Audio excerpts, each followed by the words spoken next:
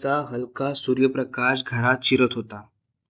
स्वाती नेहमीप्रमाणे ऑफिसला निघण्याची तयारी करत होती. पण आज तिला स्वतःलाच कळत नव्हतं. तिच्या पावलात एक हलकी हवा होती.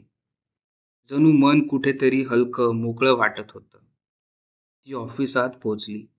टेबलावर बसली. फायली उघडल्या. सगळं रोजच्यासारखंच.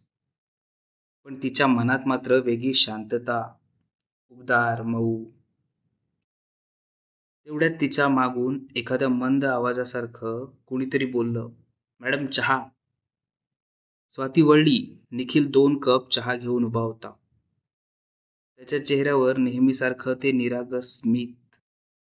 पण आज त्यात काहीतरी आणखी जास्त होतं. काळजी. साधी, सरळ, मनापासूनची. "इतकं का आणलंस?" स्वाती विचारते. "तुम्ही काल खूप थकल्यासारख्या दिसत होतात.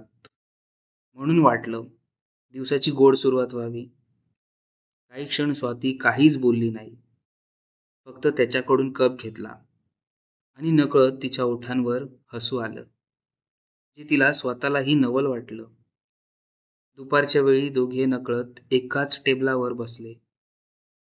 पहिल्यांदा ते ऑकवर्ड होतं, पण निखिलच्या बोलण्याने वातावरण हळूहळू हलकं झालं. तो कॉलेजच्या गोष्टी सांगत होता. मित्र, प्रोजेक्ट्स आणि घरात आईचं बोलणं. स्वाती शांतपणे ऐकत होती. पण तिच्या मनात एक विचित्र गोष्ट जाणवत होती. इतक्या सहज कोणाशी बोलणं तिला खूप वर्षांनी होत होतं. दरम्यान बाहेर आकाश काळवंडू लागलं. हलका पाऊस सुरू झाला. स्वाती घरात जायला गेटसमोर थांबली. पण छत्री नव्हती. तेवढ्यात तिच्या बाजूला कोणीतरी थांबलं. त्याच्या छत्रीतून पडणाऱ्या थेंबांमधून पांढरी स्मोक उडत होती.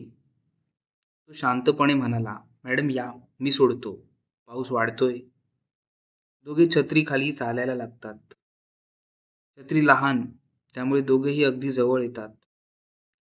स्वातीला निखिलचा हलका, स्वच्छ परफ्यूम जाणवतो आणि निखिलला तिच्या साडीचा थोडासा सुगंध. पुढे चालल्यावर स्वातीचा पाय घसरल्यासारखा होतो आणि क्षणाचाही विलंब न करता निखिल तिचा हात पकडतो. "सावध." तो हळूच म्हणतो. त्याचा आवाज उबदार, काळजीवाहू. स्वाती काही बोलत नाही. ते हातात हात घेऊन काही सेकंद उभेच राहतात. दोघांच्या श्वासांचा हलका आवाज पावसाच्या सरीत मिसळतो.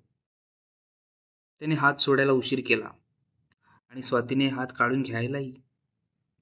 घरी परतल्यावर स्वातीच्या चेहऱ्यावर तोच उबदार हसू होतं. घर शांत होतं. रघुनाथ नेहमीसारखा शांत. पण स्वाती मात्र आज पूर्णपणे वेगळी वाटत होती. ती अंघोळ करून केस सुकवत बसली आणि तिच्या मनात फक्त एकच गोष्ट घोळत होती. छत्री खालील जवळीक, निखिलचा हात, तो क्षण. अचानक फोन व्हायब्रेट झाला. "मॅडम, आजचा वेळ खूपच छान गेला. उद्या भेटू." स्वाती बराच वेळ स्क्रीनकडे पाहत बसली. तिचा श्वास मंद, पण मन धडधडत होतं.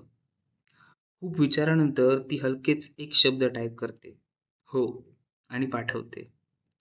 खिडकीवर अजूनही पाऊस होता. पण तिच्या मनात एक गोड ऊब होती,